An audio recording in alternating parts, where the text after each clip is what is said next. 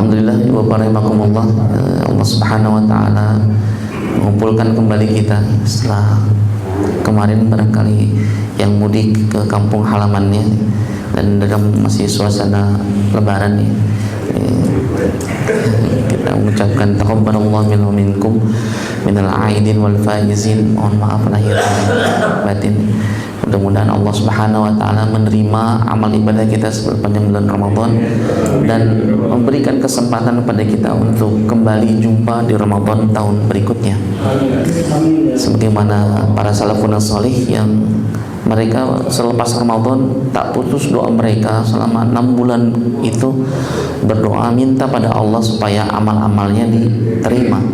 Ya Allahumma taqabbal minna salatana qiyamana siyamana ruku'ana wa sujudana taqabbal tilawatana sadaqatana taqabbal minna innaka antas samiul alim. Jadi senantiasa mohon kepada Allah Subhanahu wa taala agar Allah menerima amal-amal ibadah yang dilakukan selama bulan Ramadan. Nanti selepas itu baru kemudian mereka meminta kembali kepada Allah agar diberikan kesempatan jumpa kembali dengan bulan Ramadan. Dan sepanjang bumi masih berputar mah Ramadan pasti bakal datang setiap tahun. Hanya masalahnya kita masih ada atau tidak gitu permasalahannya. Dan kita pun merasakan lebaran kemarin ada tetangga, saudara, handai taulan atau kerabat kita yang bisa bareng-bareng salat Idul Fitri, saling memaafkan satu dengan yang lainnya. Tahun ini mah sudah tidak lagi bersama kita. Dan itu merupakan sebuah keniscayaan bagi setiap hamba yang beriman. Hakikatnya kita akan menunggu giliran Bapak Rahimahullah. Ini lagu apa ya? Bimbo legend sekali.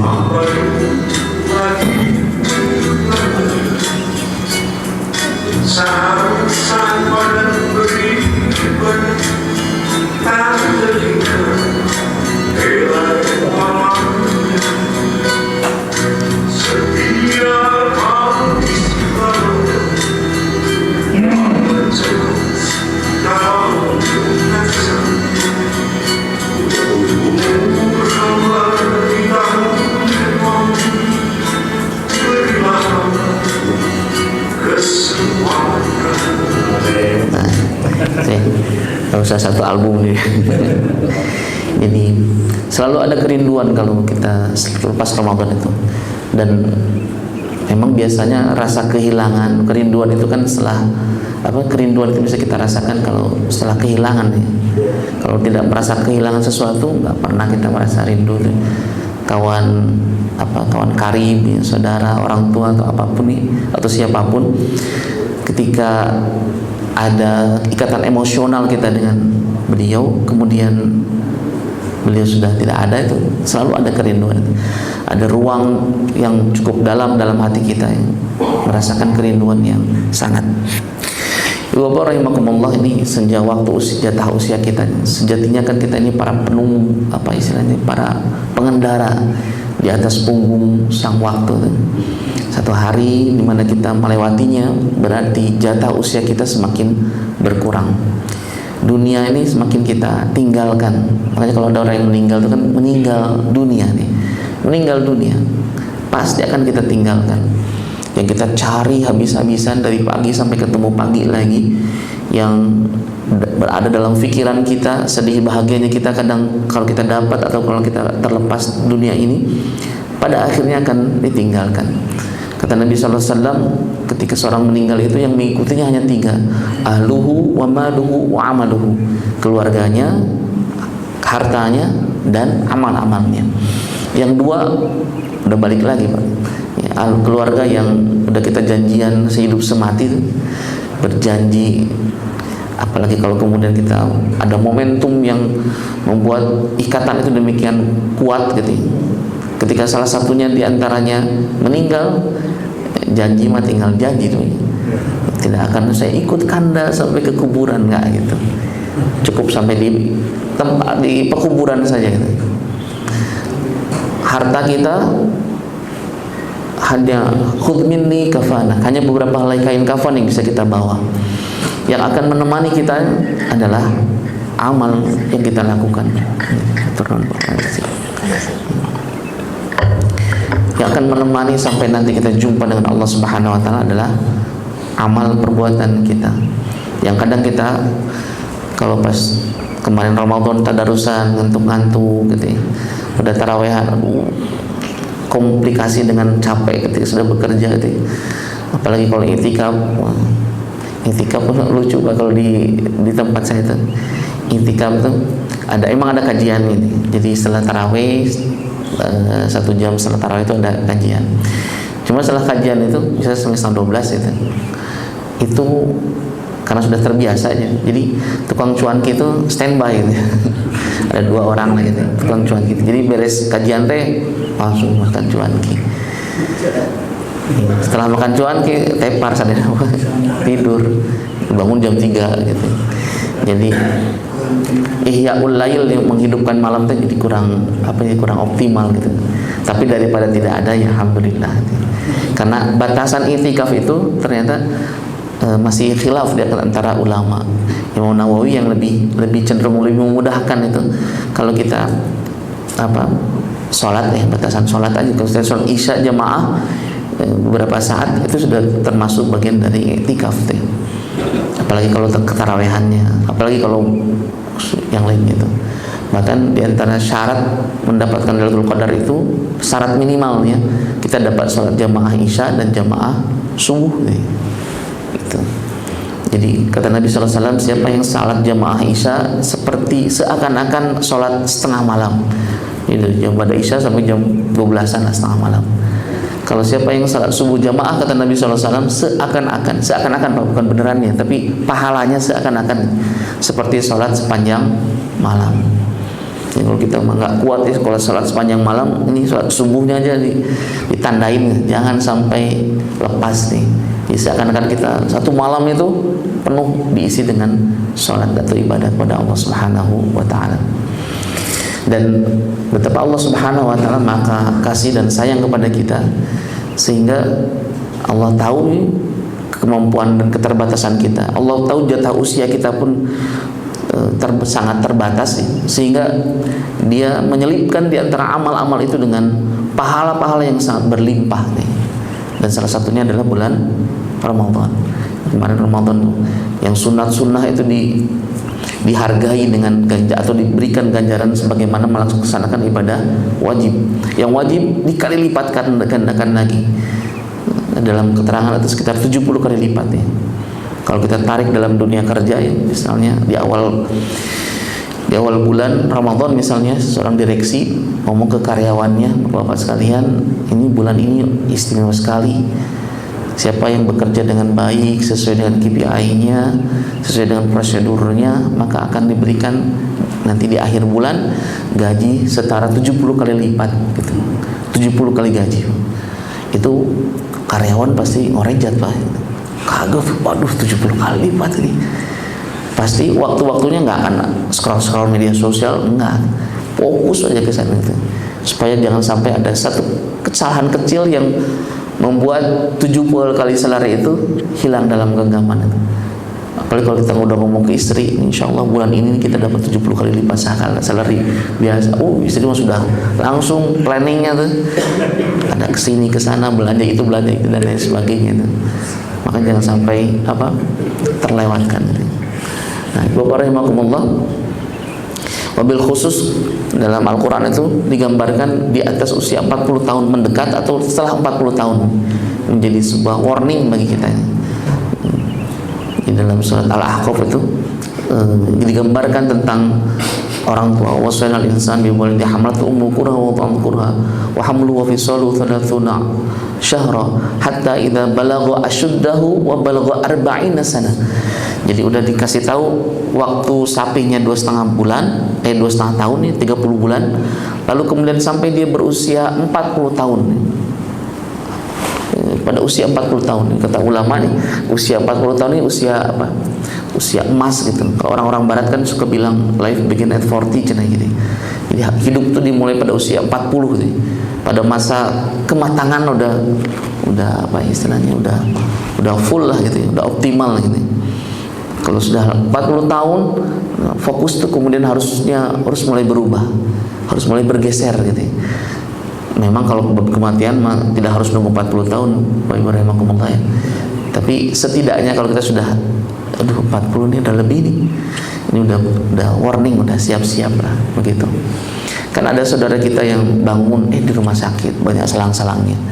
Ada yang tidur nggak bangun-bangun lagi. Kita mau bangun tidur masih bisa segar, masih bisa beraktivitas. Itu berarti Allah masih memberikan kesempatan pada kita, memberikan kesempatan untuk berbenah, untuk berbekal. Karena nanti ada dijelaskan sedikit tentang trek atau perjalanan panjang kita mudik ke kampung akhirat. Bapak rahimakumullah.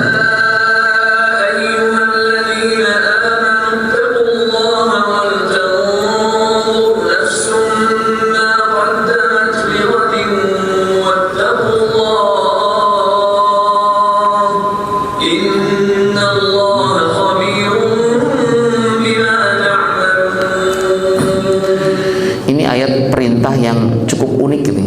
Unik karena dimulai dari perintah bertakwa dan ditutup dengan perintah bertakwa. Ya ayyuhalladzina amanu, wahai orang yang beriman. Ya, Ibnu Abbas itu setiap kali mendengar kalimat yang dimulai dengan panggilan kepada orang beriman, kata beliau hanya ada dua kemungkinan. Kalau tidak perintah, larangan gitu. Ya ayyuhalladzina amanu ittaqullah, bertakwalah kepada Allah. Wal tanzur nafsum ma qaddamat lighad, dan hendaklah setiap kita memperhatikan apa yang sudah kita persiapkan untuk hari esok. Bisa besok, pekan depan, bulan depan, atau bagaimana kehidupan setelah kematian kita. Wattaqullah, dan bertakwalah kepada Allah. Jadi digawangi gitu dengan perintah bertakwa di awal dan perintah bertakwa di akhir. Yang berarti memperhatikan apa yang sudah kita siapkan untuk hari esok itu sebuah hal yang sangat amat penting gitu. Gimana kehidupan kita di hari esok gitu. Kalau dalam konteks manajemen itu kan ada manajemen perencanaan nih. Orang bilang kalau kita gagal merencanakan berarti merencanakan kegagalan katanya. Makanya dievaluasi betul, ada tiap hari, ada per pekannya, ada per bulan evaluasinya teh. Kalau misalnya ada kekurangan supaya bisa dilakukan mitigasi, supaya kita bisa kembali kepada track yang semula, sehingga keberhasilan itu bisa kita dapatkan insyaallah. Nah, terkait dengan ini Bapak Ibu rahimakumullah nih, apa yang sudah kita persiapkan. Kalau kita ingin bangun istana di surga nanti, berarti batu batanya pun harus kita siapkan di dunia. Batu batanya berupa amal saleh kita, sedekah kita, tilawah Quran kita, salat malam kita, dan lain sebagainya. Kata Nabi SAW, roghima anfu abdin, sungguh amat merugi, kata Nabi, rugi sekali seorang hamba dakhala ali Ramadan falam yughfar lahu, dia masuk bulan Ramadan namun dosa-dosanya belum diampuni. Di tengah begitu banyaknya diskon amal-amal soleh, di tengah Allah memberikan ampunan sebanyak-banyaknya, pembebasan dari api neraka, lalu seorang hamba masuk Ramadan lalu kemudian keluar dari Ramadan sementara dosa-dosa belum diampuni. Ibu bapak rahimakumullah, di antara indikator diampuninya dosa seorang hamba itu adalah dimudahkannya dia untuk melakukan amal-amal solehnya. Jadi udah kita kotor-kotor nih Pak, kayak dicuci bersih gitu loh, kayak mesin ini dicuci bersih, di overhaul, kemudian dibersihkan seluruhnya, kemudian kinclong lagi. Begitu dipakai tuh enak lagi tuh. Apa kalau kendaraan nih geleser deh gitu ya, seperti baru lah gitu. Jadi indikator diampuninya dosa, atau dalam konteks yang lain indikator diterimanya amal-amal seorang hamba, indikator seorang hamba mendapatkan Lailatul Qadar itu adalah dimudahkannya dia melakukan kebaikan-kebaikan pasca Ramadan. Setidaknya masih terjaga lah gitu amal-amal Ramadannya. Tadarusnya yang kemarin kita bisa sampai 2-3 kali putaran selesai itu khatam Quran, atau selepas itu tetap terjaga lah gitu minimal. Sholat malam kita, tarawehan kita masih tetap terjaga. Gimana kalau kita meneruskan tradisi di Ramadan tarawehannya setelah Isya kemudian kita sholat aja 11 rakaat gitu, itu disebutnya qiyamul lail. Kalau kita tidur dulu baru kemudian disebut tahajud gitu. Berapa rakaatnya? Ini khilaf juga di kalangan para ulama nih. Di riwayat Aisyah, Nabi SAW tidak pernah lebih ataupun kurang di Ramadan maupun di luar Ramadan 11 rakaat. Ya, ada yang menyebutkan 4-4-3, ada yang matha-matha yang 2-2 gitu. Ala kulli hal, setidaknya kita masih bisa menjaga apa malam-malam kita dengan amal ibadah qiyamul lail kita. Kalau dalam buku tentang keajaiban sholat malam yang ditulis Pak Miftah Farid itu ada sebuah syair, Pak. Syair itu gitu, kepada para kepada mereka yang mengharapkan bidadari, katanya gitu. Beliau menuliskan itu, pada mereka yang mengharapkan bidadari, maka inilah saatnya memberikan mahar. Ketika beliau cerita tentang sholat malam gitu, nah saatnya memberikan mahar gitu. Yang kita kan bayangan Allah Maha tahu terkait dengan obsesi atau keinginan dari hamba-hambanya itu. Maka dalam Al-Quran cerita tentang surga itu deskriptif sekali. Surga itu bisa kita gambarkan, seakan-akan kita bisa lihat sebagaimana siksaan api neraka pun bisa kita saksikan, bisa kita gambarkan gitu. Di surga ada kasur-kasur, ada bantal-bantal, ada dipan-dipan yang dihamparkan, ada sungai-sungai, ada buah-buahan, ada bidadari-bidadari yang bermata jeli. Dalam beberapa ayat bahkan digambarkan yang secara fisiknya begitu. Demikian pula dalam siksa neraka. Misalnya buah-buahan yang dimakan oleh penghuni neraka itu ka'annahum ru'usus sayatin, seperti kepalanya setan gitu. Udah kita ngeri sekali, udah kepala setan, buahnya yang berduri, yang sekali makan hancur mulut kita, hancur pencernaan kita, tapi balikin lagi dan sebagainya itu. Nauzubillah min dzalik. Bapak rahimakumullah, nih Ramadan ini terminal ruhani kita, pemberhentian. Kalau pesawat mau transit untuk kemudian dicek seluruh instrumennya, kemudian diisi kembali afturnya supaya ketika melakukan penerbangan berikutnya dalam kondisi prima. Terminal rohani kita. Dan luar biasanya ketika masuk Ramadan itu Allah mengkondisikan hamba-hambanya untuk itu. Dorongan-dorongan duniawi itu menjadi tetap ada sebenarnya, tapi setidaknya lebih dominan kegiatan-kegiatan atau kegiatan-kegiatan kita yang bercirikan, bercorakan akhirat lah itu. Anak-anak pun jadi catat-catat ceramah. Kapan lagi anak-anak catat ceramah kalau bukan Ramadan itu? Kita hadir juga di kegiatan-kegiatan di masjid nih, tarawihnya, tadarusnya, iktikafnya dan lain sebagainya. Maka ini ungkapan ulama ya, man arafa bu'da safar ista'adda. Siapa yang tahu betul jauhnya perjalanan, maka pasti akan bersiap-siap. Kalau saya mudiknya cuma ke Ciamis Pak kemarin nih, Ciamis mana lewat jalur kereta, lagi naik kereta, jadi nggak terasa vibes mudiknya kayak gitu. Kalau lihat di media sosial itu, macetnya tuh luar biasa. Ada yang dari mulai Cileunyi sampai Gentong ngentep terus gitu ya. Dan itu jadi cerita kesan gitu.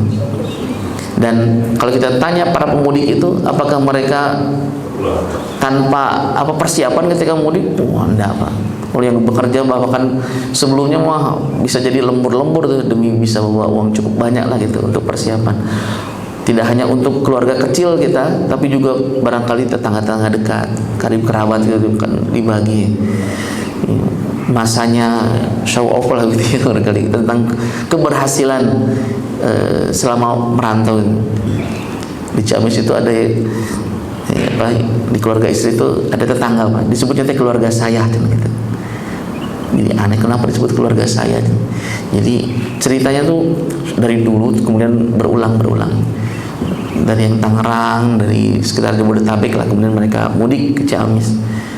Setelah mudik itu biasanya bawa mobil dan ngobrolnya teh Indonesia. Saya mah di sini, saya mah gitu ya. Banyak sayanya, jadi masyarakatnya mobil khusus keluarga istri itu mah keluarga saya gitu.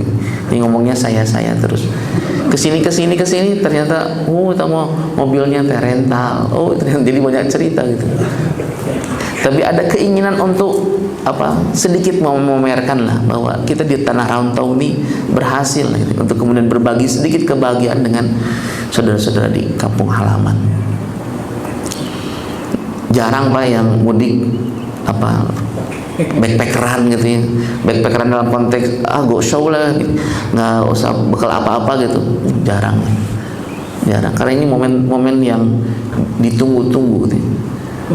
Kemarin pas awal Ramadan alhamdulillah dapat kesempatan 10 hari di Papua, di Freeport, di job site di Freeport, jadi mulai highland sampai di lowlandnya gitu, gantian ya terus. Ketika tanya ini misalnya sudah berapa lama Pak, ada yang 20 tahun, ada yang 30 tahun, ya rata-rata betah, yang mungkin gajinya juga besar di sana. Tapi ketika ini momentum Ramadan tuh yang ditunggu-tunggu sekali, sangat ditunggu-tunggu. Mereka bisa, meskipun sekarang ada teknologi yang memudahkan untuk komunikasi, video call dengan anak istri, tapi tetap saja kerinduan untuk berkumpul itu tidak bisa diganti dengan hal tersebut. Jadi momentum takbiran teh menghiris ya bagi yang belum bisa pulang, karena kan sesuai jadwal gitu Pak. Ada yang 6 bulan sekali, ada yang 2 bulan sekali, bahkan ada yang 6 minggu di site, kemudian 2 minggu pulang gitu, bagi pekerja yang dengan level tertentu gitu. Ala kulli hal, rahimakumullah, siapa yang mengenali jauhnya perjalanan maka pasti akan bersiap-siap. Dan ini trek perjalanan akhirat kita di alam ruh, ini sudah kelewat nih. Kemudian di alam rahim, setelah itu di alam dunia. Berapa lama alam dunia ini? Wallahu a'lam. Kalau alam rahim kan setidaknya terprediksi 9 bulan 10 hari lah. Kemudian alam dunia, wallahu a'lam. Setelah itu kemudian alam kubur, bukan kuburan Mbak, alam kubur. Kalau mindset kita kuburan, nanti gimana yang kecelakaan pesawat, kecelakaan di lautan gitu, apakah mereka di skip untuk masuk alam kubur itu? Ya enggak. Badan makan kembali lagi ke jasad makan kembali ke tanah. Nah, tinggal ruhnya kembali kepada Allah Subhanahu wa taala. Alam kubur. Setelah itu kemudian kita menunggu sampai hari kiamat. Kapan terjadi hari kiamat? Wallahu a'lam. Kemarin sempat ramai Pak ya, 2012 nih hari kiamat, 2020 gitu, berdasarkan ramalan suku Inka gitu, belum terjadi. Ada yang ini hati-hati, sebentar lagi gitu, kiamat akan datang. Tapi di zaman Nabi SAW, Nabi sendiri mengibaratkan dunia itu seperti seorang tua yang sudah sangat ringkih gitu. Berarti kan kalau sudah tua sekali zaman Nabi SAW, itu kan berarti tidak lama lagi nih. Hanya masalah waktu menurut Allah dan waktu menurut kita yang berbeda. Misal dalam Quran, wa inna yawman 'inda rabbika alfa sanatin mimma ta'udun. Satu hari di sisi Tuhanmu di akhirat itu sebanding dengan 1000 tahun dalam hitungan kita. Ini nauzubillah, kalau ada orang divonis 1 minggu di akhirat itu berarti 7 milenium untuk dalam perhitungan kita. Waktunya bukan main-main ya Pak, kiamat. Dan kabar baiknya adalah orang mukmin itu, orang beriman itu nggak akan pernah merasakan proses kiamat yang digambarkan di film-film itu ya, yang meteor hantam bumi, kemudian air laut tumpah. Dalam Quran memang digambarkan ketika air laut tumpah ke daratan gitu. Tapi orang mukmin itu tidak akan merasakan hari kiamat, proses kiamatnya gitu. Karena jauh sebelumnya Allah kemudian menghembuskan angin yang lembut yang dengan itu kemudian mematikan seluruh hamba beriman. Jangan seperti gurauan atau canda orang Madura itu, yang warung Madura itu buka kecuali hari kiamatnya. Setelah hari kiamat lalu ada hari kebangkitan. Dibangkitkan kita dibangkitkan dalam keadaan tidak berpakaian dan sesuai dengan amal-amalnya. Ada yang dibangkitkan dalam keadaan wujuh yawma idzin musfirah dhahikatun mustabsyirah, bersinar-sinar, penuh senyum bahagia gitu. Dalam ayat yang lain, yauma tabyaddu wujuh wa taswaddu wujuh, ada orang yang hitam kelam wajahnya, di satu sisi ada yang putih bersinar. Kata Nabi SAW, kelak nanti di hari kiamat umatku itu akan bercahaya bagian-bagian tubuh yang sering dipakai wudu ini, ghurran muhajjalin, bercahaya wajahnya tuh, tangan, kakinya, bagian-bagian yang kena wudu itu biaktsaril wudu, karena sering terkena air wudu gitu. Jadi kalau Bapak di sini sering perawatan ke RH misalnya supaya glowing pakai itu, pakai ini dan lain sebagainya, itu beda cerita nanti di akhirat itu. Hanya amal-amal yang memberikan dampak yang besar bagi setiap hamba. Setelah itu kemudian dikumpulkan di padang mahsyar.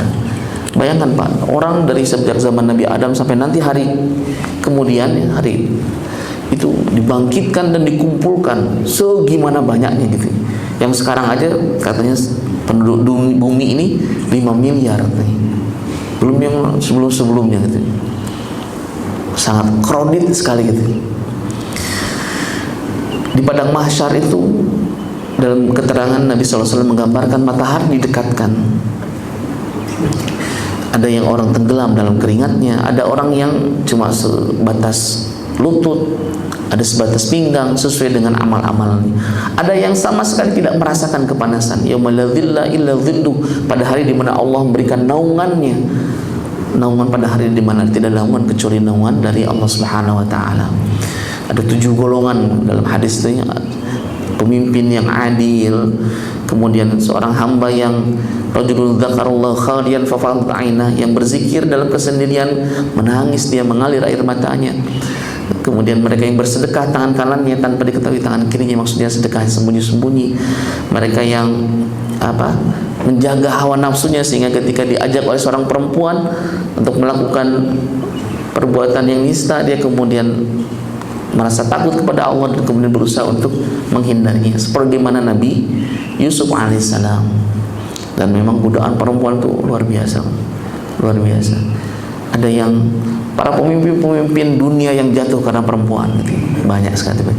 Ada para ustadz juga yang jatuh oleh perempuan, banyak juga, banyak cerita-cerita. Apalagi yang sudah terkenal gitu, cerita-cerita tuh, masya Allah, ini sekali gitu ya. Ada yang awalnya curhat tentang rumah tangga gitu. Namanya orang curhat kan, lama-lama kemudian enaknya dengan ustadz ini ngobrol, lama-lama geser pembicaraannya tuh, lama-lama merasa nyaman, lama-lama ya gitu. Di lingkungan tempat saya Pak, ada yang salah seorang ustadz yang retorikanya bagus sekali. Suatu saat beliau dijadwalkan untuk Idul Adha, khutbah Idul Adha. Nggak datang Pak Idul Adha. Ini khutbah Idul Adha kan biasanya mengkhususkan lah ini. Kalau taklim atau kadang Jumatan barangkali takmir masjid masih mafhum lah ya. Maksudnya ada kegiatan yang mendadak dan sebagainya. Tapi kalau khutbah Id itu, entah Idul Fitri atau Idul Adha, itu kan biasanya dari jauh hari diumumkan tuh, dijadwalkan supaya beliau datang. Qadarullah nggak datang. Jadi masjid itu kemudian minta ke saya, tapi sudah ada jadwal nih, ke yang lain tuh. Jadi malamnya itu yang teleponan gitu ya, takmir masjid itu panik ya, karena nggak bisa dikonfirmasi si ustadznya tuh, ditelepon nggak bisa, dan benar pas hari besoknya tuh nggak datang. Akhirnya ya takmir masjid yang ceramah. Tapi kan kebayang ceramah ngedadak gitu ya, ngedadak, jemaah-jemaahnya kan banyak lah kalau sholat Id itu ya, beda dengan taklim dan lain sebagainya tuh. Jadi omongan terus. Lama kelamaan kesini ada kabar, oh si ustadz itu ternyata dikejar-kejar oleh keluarga besar si fulan. Jadi ada keluarga seorang istri janda Pak, kemudian konsultasi. Lama konsultasi merasa nyaman, akhirnya terjadi hubungan gitu. Setelah itu ditinggal, nggak terima ini, lapor keluarga besarnya, cari-cari itu. Jadi ya begitulah itu. Namanya godaan apa ya? Alhamdulillah gitu. Nah, ustaz juga manusia aja gitu ya. Semuanya apa ya? Ini kemudian. Di padang mahsyar ini menunggu putusan, Mak. Berapa lama? Dalam keterangan itu 50.000 tahun. 50.000 tahun, Pak. Tapi bagi hamba yang beriman lagi-lagi di apa? Waktunya itu di apa istilahnya diringkaskan gitu, dipendekkan gitu. Sebagaimana tadi di alam kubur nunggu sampai hari kiamat itu, bagi hamba beriman itu kan ada nikmat kubur ya. Kalau diibaratkan seakan-akan apa malam pengantenan gitu ya, Pak. Udah azan subuh lagi gitu ya. Enggak terasa. Sebentar saja gitu. Bagian dari nikmat kubur itu. Kemudian ada syafaat Nabi sallallahu alaihi wasallam. Kita berharap sekali ini yang bisa memberikan syafaat itu Nabi Muhammad sallallahu alaihi wasallam. Dalam keterangan yang lain, teman baik juga bisa memberikan syafaat. Kemudian dalam riwayat yang lain juga seorang mujahid, ya, orang yang mati dalam jihad fisabilillah, kemudian dia bisa memberikan syafaat kepada 70 anggota keluarganya. Tapi dalam bahasa Arab ya Ustaz Farhan ya, kalau ada apa angka itu biasanya ditafsirkan sebagai kiasan. Kiasan bisa makna hakiki, bisa makna kiasan. Maksudnya 70 itu bisa jadi jumlahnya banyak sekali gitu, bisa memberikan pertolongan kepada keluarganya tuh. Sebagaimana dalam bahasa Indonesia kita celaka 13 bukan berarti 13 kali celakanya itu. Pusing 7 keliling, enggak begitu. Menggambarkan tentang banyaknya begitu. Ada syafaat. Syafaat dari Allah jelasnya, kemudian dari Nabi SAW, dari kawan karib kita, teman-teman yang satu aktivitas sih, kemudian qadarullah misalnya ada yang transit dulu di neraka, lalu kemudian dia ketika di surga mengatakan, ya Rabb, kami dulu bersama-sama dalam kebaikan di dunia, tapi dia sekarang tidak ada, dan tidak ada kebahagiaan yang sempurna tanpa kehadirannya. Lalu kemudian oleh Allah dikembalikan oleh sahabatnya ini supaya bisa bersama-sama di surga. Anak yang soleh ini ataupun orang tua yang soleh yang bisa memberikan syafaat kepada keluarganya sehingga bisa bersama di surga. Lalu kemudian hisab, dihitung satu-satu, Pak. Satu-satu dari mulai kita akil balik sampai kemudian meninggal tuh dihitung. Ma yalfidhu min qaulin illa ladayhi raqibun atid. Enggak terselipkan sedikit pun, enggak ada terlewatkan setiap kalimat melainkan raqib dan atid mencatatnya itu. Detail sekali, dan itu per orang. Maka dalam doa-doanya Nabi SAW minta kepada Allah hisaban yasira, ya, berikan ya Allah kepada kami hisaban yang memudahkan, yang mudah gitu, jangan yang sulit gitu. Dalam hadis yang lain, tidaklah bergeser seorang hamba di hari kiamat kecuali ditanya 5 perkara: masa mudanya, khususan bab hartanya itu, hartanya dari mana didapat, kemana akan dikeluarkan itu. Setelah itu kemudian penyerahan catatan amal. Ada orang yang menerima catatan kitab dari tangan kanannya. Wa amma man utiya kitabahu bi yamini fa yaqulu ha umqra'u kitabiyah. Kayak anak-anak kecil Pak yang dapat rapot bagus tuh, dia lihat nih, ha umqra'u kitabiyah. Pada yang mau dibaca silakan ini.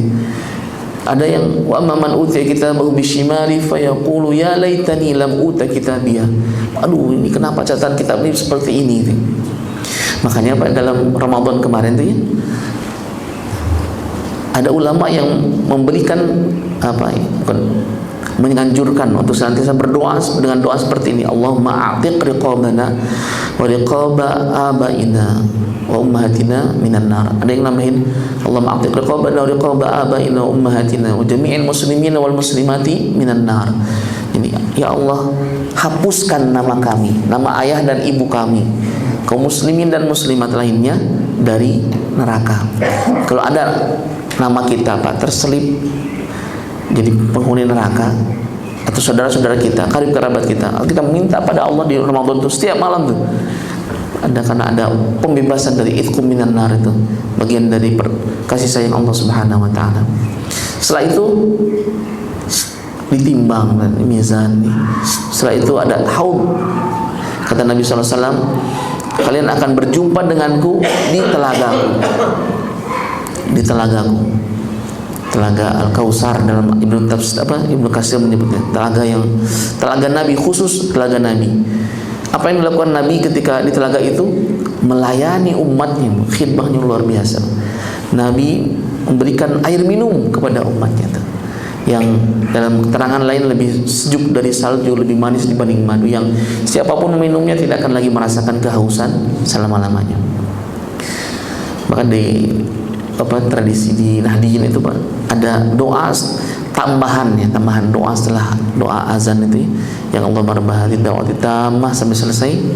Wa aridna haudahu wa aridna haudahu, ya Allah sampaikan kami ke telaganya dan izinkan kami untuk bisa meminum air telaganya langsung dari tangan pemiliknya yang mulia, Nabi sallallahu alaihi wasallam nih, yang tidak akan lagi merasakan kehausan selama-lamanya.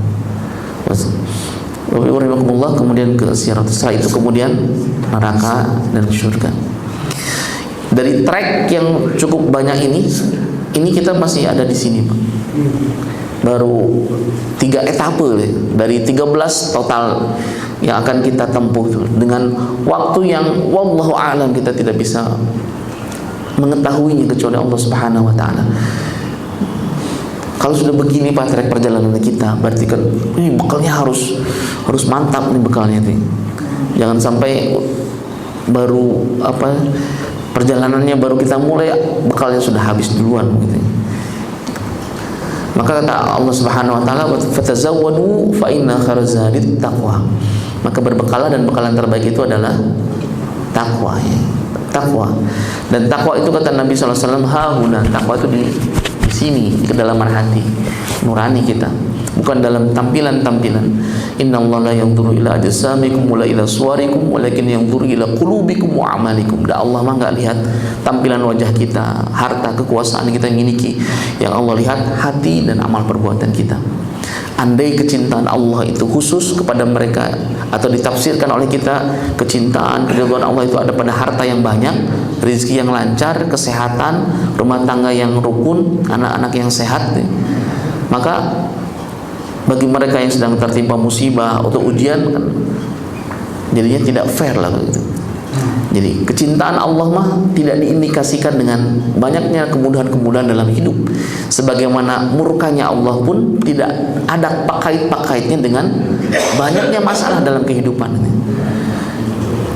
Orang yang paling dicintai Allah Subhanahu wa taala di muka bumi adalah Nabi Muhammad SAW. Kalau kita baca sirahnya, kehidupannya luar biasa, penuh dengan ujian demi ujian.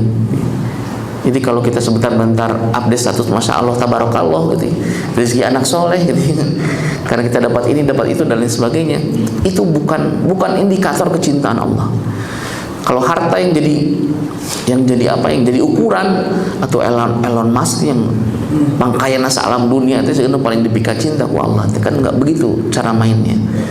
Allah bisa membuat si kaya gelisah segelisah-gelisahnya, sebagaimana Allah bisa memberikan ketenangan kepada si miskin dengan ketenangan yang setenang-tenangnya.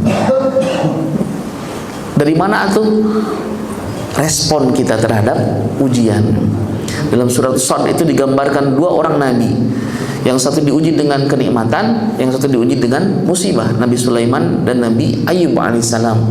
Yang satu syukuran dengan nikmatnya, yang satu sabar dengan ujiannya. Yang dua-duanya kemudian diberikan oleh Allah Subhanahu wa taala ungkapan ni'mal abdu innahu awwab, sebaik-baik hamba gitu. Tapi kalau kita ditanya mending banyak syukurnya, mending banyak sabarnya dalam hidup, kita pengen syukurnya ya. Karena lebih mudah untuk bersyukur daripada untuk bersabar. Tapi kalau yang sabar Pak, nanti di akhirat diberikan keutamaan yang tidak Allah berikan kepada mereka yang banyak syukurnya di dunia ini. Ketinggian derajat, kekuatannya sebagaimana sebagai ganti Allah mengambil kekuatan di dunia itu. Yang sakitnya bertahun-tahun tuh Pak, stroke dan lain sebagainya, dia sabar sekali sampai kemudian Allah mengambil nyawanya. maka Allah berikan kedudukan yang sangat tinggi sampai para penghuni surga itu lewat jalur syukur ini mereka mendongakkan kepalanya ke atas, lalu di antara mereka ada yang mengatakan, ya Allah, kalau sedemikian tinggi dan mulia kedudukan orang-orang yang sabar, maka balikin kami ke dunia, berikan kami ujian yang dengan itu kami bisa bersabar dan bisa mendapatkan kedudukan yang tinggi di surga Allah. Cuma kan kalau kita mau doa itu agak berat ya, Pak. Ya Allah, berikan kepada saya ujian ya Allah, saya bisa bersabar. Jangan nantang begitu, mending gitu ya, Pak. Mending gimana Allah lah gitu ya. Karena kata Umar bin Khattab, kalau diibaratkan kendaraan, kami mah tidak begitu peduli mau syukur atau sabar sepanjang kendaraan itu menghantarkan kami kepada ridhonya Allah Subhanahu wa taala. Maka ini muhasabah Ramadan kita, mengevaluasi ibadah kita, kemudian berusaha untuk balik diri, dan yang paling penting adalah mempersiapkan pasca Ramadan ini yang paling penting, Ibu Rahimahullah. Ini karakternya dalam surat At-Taubah.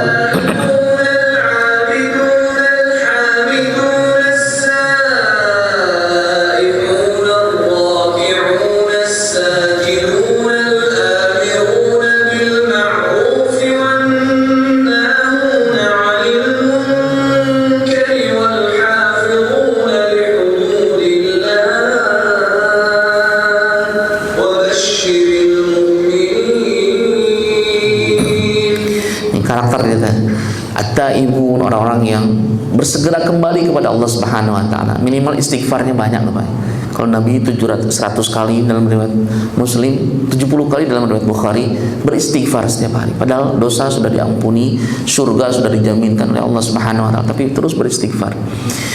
Al-abidun, orang yang beribadah, maksudnya menjadikan mihrab ibadahnya dunia ini nanti. Aktivitas kita dari mulai bangun sampai terlelap kembali itu diniatkan untuk ibadah kepada Allah. Al-hamidun, orang yang memuji dan berbanyak bersyukur kepada Allah Subhanahu wa taala. Banyak syukurannya meskipun sedang dalam ujian, tapi tetap bersyukur sebagaimana diajarkan Nabi sallallahu alaihi wasallam. Kalau lagi dapat nikmat, alhamdulillahilladzi bi ni'matihi tatimmus shalihat. Segala puji bagi Allah yang dengan kenikmatan ini sempurnalah amal-amal saleh. Kalau lagi masalah, banyak ujian, alhamdulillah ala kulli hal. Segala puji bagi Allah atas segala sesuatu yang terjadi. Segala puji bagi Allah Subhanahu wa taala. As-saihun, orang-orang yang melakukan perjalanan yang dengan itu kemudian dia mengambil ibrah, pelajarannya. Ar-raki'un, as-sajidun, orang yang ruku dan sujud, yang al-amirun bil ma'ruf wan nahun 'anil munkar, yang beramar ma'ruf nahi munkar, wal hafizun li hududillah, dan memelihara hukum-hukum Allah Subhanahu wa taala. Ibu rahimakumullah, ini evaluasi sedikit barangkali terkait dengan siam dan qiyam kita kemarin gitu, untuk kemudian kita menjaganya. Ada 6 hari saum Syawal nih, saya belum mulai. Masih banyak silaturahim itu kadang suka nggak enak Pak, kalau kita silaturahim kemudian disediakan makanannya, kemudian kita lagi saum, jadi kurang enak lah gitu. Kata Nabi SAW, banyak orang yang saum tapi nggak dapat apapun kecuali al-ju' wal 'atash, hanya lapar dan dahaga. Sebagaimana rubba qaim, nggak dapat apapun kecuali begadang, capek, menahan ngantuk saja gitu. Nah, kita jangan sampai dapat kayak seperti ini tuh Pak. Lalu kemudian Al-Quran kita,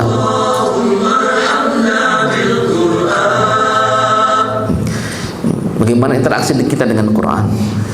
Kata ulama nih, orang yang berinteraksi dengan Quran ini pasti mulia Pak. Al-Quran diturunkan oleh Allah Subhanahu wa taala yang maha mulia lewat malaikat Jibril, malaikat yang paling mulia, pada Nabi sallallahu alaihi wasallam, nabi yang paling mulia di 2 tempat, Madinah dan Mekah, tempat yang paling mulia. Maka siapapun yang berinteraksi dengan Al-Quran ini pasti mulia nih. Pasti mulia. Pasti mulia. Kemarin kita bisa khatam 1 putaran, 2 putaran ya. Setidaknya masih terjaga nih Pak. Terjaga. Ditambah lagi dengan tadabbur kita ini. Tadabbur kita kepada makna-makna dari ayat yang kita baca. Nabi sallallahu alaihi wasallam itu sambil menangis ketika baca Al-Quran itu.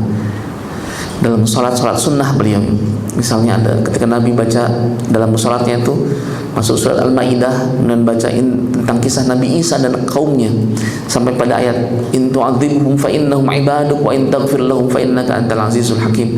Kalau engkau mengazab mereka umat kami ya Allah, maka mereka adalah hamba-hambamu, ubun-ubun mereka dalam kekuasaan genggamanmu. Tapi kalau wa in taghfir lahum, kalau engkau mengampuni mereka, engkau menghapuskan dosa-dosa dan kesalahannya, engkau menerima amal-amal kebaikannya, fa innaka antal azizul hakim, maka engkau lah zat yang paling perkasa lagi maha bijaksana. Ini Nabi menangis, ingat kita umatnya. Nah, kita pun ada merenungnya dalam jenak-jenak waktu kita satu saat untuk kemudian kita baca Al-Quran lalu kemudian menangis. Yang penting mah jangan diniatkan untuk nangisnya itu, Pak, karena itu mah given ya, pemberian dari Allah Subhanahu Wa Taala. Kalau orang sudah terus berinteraksi, lama-lama hatinya jadi bersih, bening, dan dengan itu mudah untuk tersentuh dengan ayat-ayat Al-Quran. Dan uniknya, terkadang kita melewati siklus ya, gitu. Kalau kita melakukan dosa besar misalnya, apalagi diketahui oleh halayak ramai, kalau kita baca ayat tentang neraka tuh nangis kita, khawatir sekali. Kalau dia baca tentang surga, kita ingin sekali gitu, ada kerinduan sekali. Tapi kalau amal ibadah sudah kita lakukan banyak, sampai pada satu tahapan di mana kalau kita baca ayat itu nggak ada getar rasa takut lagi tuh, karena kita sudah merasa itu untuk orang lain, ini untuk saya sudah lewat masa itu gitu. Dan ini yang bisa jadi mencelakakan. Makanya jangan pernah merasa aman dari makar Allah Subhanahu Wa Taala. Ada orang hafiz Quran, Pak, ujung-ujungnya malah murtad. Ada yang hafiz Quran, hafiz ribuan hadis, bahkan disebut Ibnu Taimiyah abad ini mati dalam keadaan komunis atau ateis gitu. Itu jangan pernah merasa aman ketika kita sudah berada dalam lingkup atau melakukan kebaikan gitu. Karena kita nggak pernah tahu pada kebaikan memang mana yang Allah terima Bisa jadi kita merasa effort untuk melakukan kebaikan itu besar, tapi ternyata sia-sia di mata Allah Subhanahu Wa Taala. Nauzubillah min dzalik. Berikutnya keluarga kita harus pastikan supaya kita bisa bareng-bareng di surganya Allah Subhanahu Wa Taala. Agak cepat aja nih.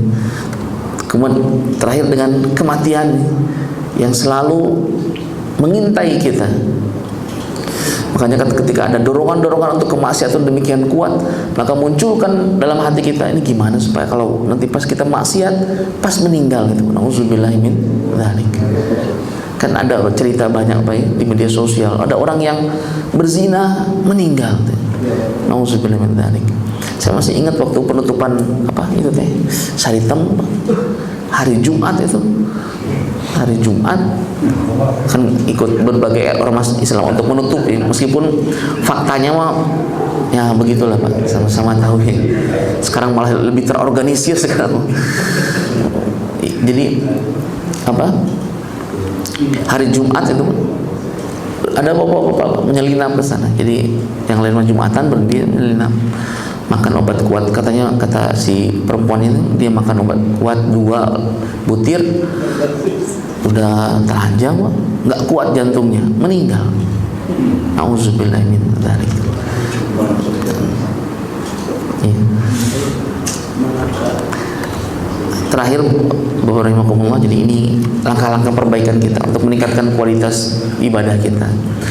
Kualitas ibadah itu bisa kita tingkatkan dengan mengenal siapa yang merintahkan kita, mengenal Allah Subhanahu Wa Taala. Ada salah seorang filosof yang bukan filosof ya ulama lah ya. Pernahkah kita merasa rindu dengan Allah gitu? Rindu kepada Allah yang tanpa embel-embel nih. Rindu aja gitu. Kan kadang kita rindu ke Allah itu ketika kita lagi banyak musibah, yang dengan itu kita berharap ada solusi yang Allah berikan dalam musibah kita, dalam ujian yang sedang kita rasakan. Ini mau kita rindu, ya Allah saya rindu gitu. Atau bisa jadi teriakan kerinduan itu ada dalam jiwa kita, hanya kemudian terhalangi oleh sekat, entah itu rutinitas aktivitas keduniaan kita yang membuat teriakan kerinduan itu menjadi teriakan yang kecil sekali dalam suara jiwa kita. Nah, kalau kata Jalaluddin Rumi, sepotong bambu yang dipotong, yang diambil dari induknya, dari rumpunnya, lalu kemudian dibelubangi, kemudian ditiup, itu ada suara seruling itu. Kata Jalaluddin Rumi, lengkingan suara seruling itu diibaratkan kerinduan bambu itu untuk bisa kembali ke rumpunnya itu. Ini mengibaratkan begitu. Maka yang pertama nih, meningkatkan kualitas ibadah kita. Yang kedua, memperbaiki hubungan dengan sesama. Karena bisa jadi hubungan hambar kita dengan pasangan, dengan anak, dengan tetangga, dengan saudara itu yang harus kemudian kita evaluasi terlebih dahulu adalah bagaimana hubungan kita dengan Allah Subhanahu wa taala. Man aslaha ma bainahu wa bainallah, aslahallahu ma bainahu wa bainan nas. Siapa yang bersungguh-sungguh memperbaiki hubungannya dengan Allah Subhanahu wa taala, Allah akan perbaiki hubungannya dengan sesamanya. Kadang yang saya rasakan pada dalam rumah tangga, kadang kalau kita bercanda udah jadi serius begini gitu. Kadang saran dirasa memojokkan gitu, nasihat terasa jadi memojokkan, cenderung menyalahkan dan lain sebagainya. Yang harus dievaluasi pertama kali itu gimana hubungan kita dengan Allah Subhanahu wa taala. Karena ini pasti ujung-ujungnya di sana. Sebagaimana Fudail bin Iyad mengatakan, saya bisa merasakan bagaimana respon manusia ataupun binatang terhadap saya dari bagaimana suasana keimanan yang saya rasakan kepada Allah Subhanahu wa taala. Gitu. Terakhir, banyak sedekah dan amal sosial. Ini amal sosial terutama, Pak. Ada amal ritual, ada amal sosial. Kayak kemarin itikaf, Pak. Itikaf itu kan luar biasa ya. Faidahnya, ganjarannya, pahalanya itu luar biasa. Tapi kata Nabi sallallahu alaihi wasallam, engkau keluar dari rumah untuk memberikan atau meringankan beban saudaramu, untuk memberikan solusi atas permasalahan saudaramu, lebih aku sukai, kata Nabi SAW, dibanding itikaf di masjidku selama 1 bulan penuh. Jadi Pak, 1 bulan penuh itikaf kita di Masjid Nabawi nih, yang oleh Nabi dikatakan 1 rakaatnya sebanding dengan 1000 rakaat.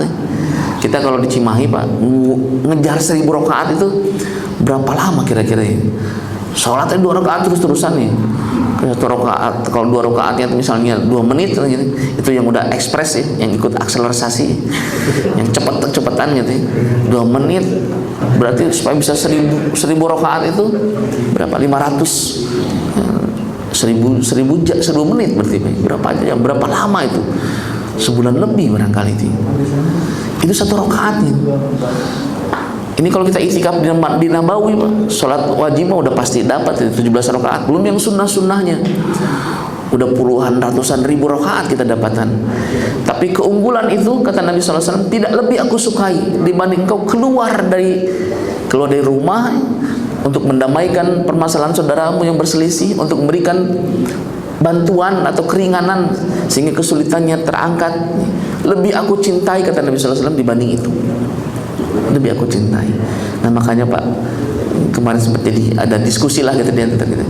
Bisa jadi amal-amal ritual kita ada susah ya, di katronnya memang segini kemampuan kita. Utsman bin Affan kan bisa sholat malam, sholat witir 1 rakaat, Pak. Dia baca dari Al-Fatihah sampai An-Nas, khatam Quran.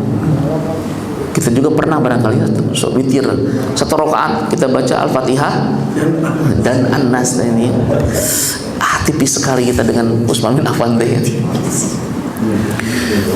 Untuk ngejar kesolehan ritual itu ya kemampuan kita mah terbatas. Imam Syafi'i Ramadan khatam Quran 2 kali dalam 1 hari. Subuh, maghrib sampai subuh. Gitu. Untuk ngejar itu susah, Pak. Tapi kita bisa mengejarnya dengan amal-amal sosial. Dan bisa jadi amal sosial ini bisa lebih tinggi derajatnya. Lebih tinggi derajatnya maksudnya bukan berarti saya mah berbuat baik aja ke tetangga, nggak usah sholat. Bukan begitu juga, Pak. Tapi ada ritualnya terjaga, amal sosial yang dominan. Karena pernah juga Nabi lagi kumpul kayak gini, Pak. Kemudian kata Nabi, bentar lagi ada penduduk surga datang nih. Datang, Pak, laki-laki itu sholat kemudian zikir, betul balik lagi. Besoknya kata Nabi, sebentar lagi datang penduduk surga.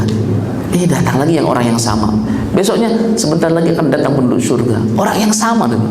Abdullah bin Amr di antara kumpulan itu, ini apa ini amal kojok si bapak ini sampai Nabi menjaminkan penduduk surga.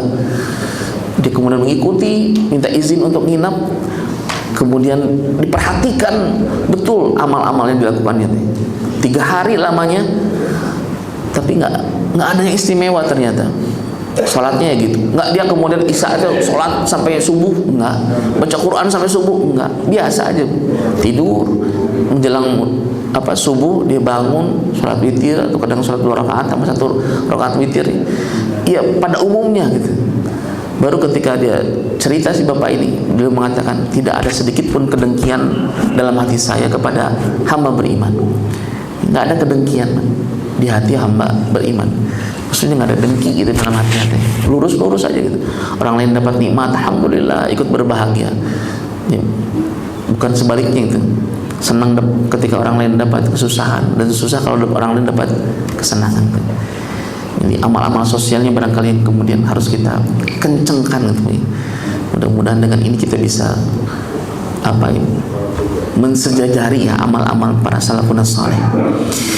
Bapak rahimakumullah, itu saja barangkali bisa disampaikan.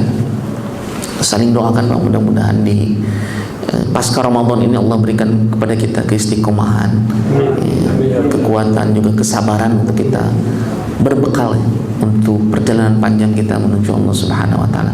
Allahumma rzuqna al-istiqamah ba'da Ramadan. Allah anugerahkan kepada kami nikmat istiqamah, nikmat ketekunan dalam ibadah, ketaatan, merasakan kelezatan dalam ketaatan kepada Allah Subhanahu wa taala. Saja barangkali bisa disampaikan, lebih dan kurangnya mohon maaf. Hadanallahu wa iyyakum ajma'in. Subhanakallahumma wa bihamdika asyhadu an la ilaha illa anta astaghfiruka wa atubu ilaik. Assalamualaikum warahmatullahi wabarakatuh.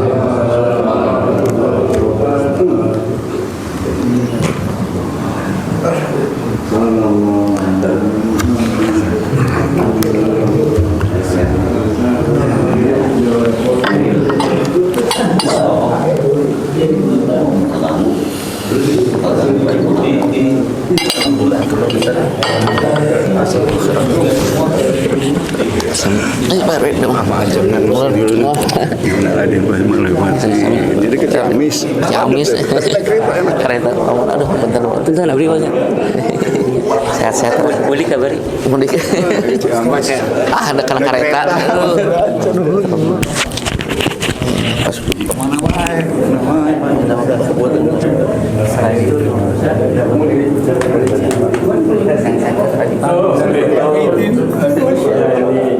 kabar?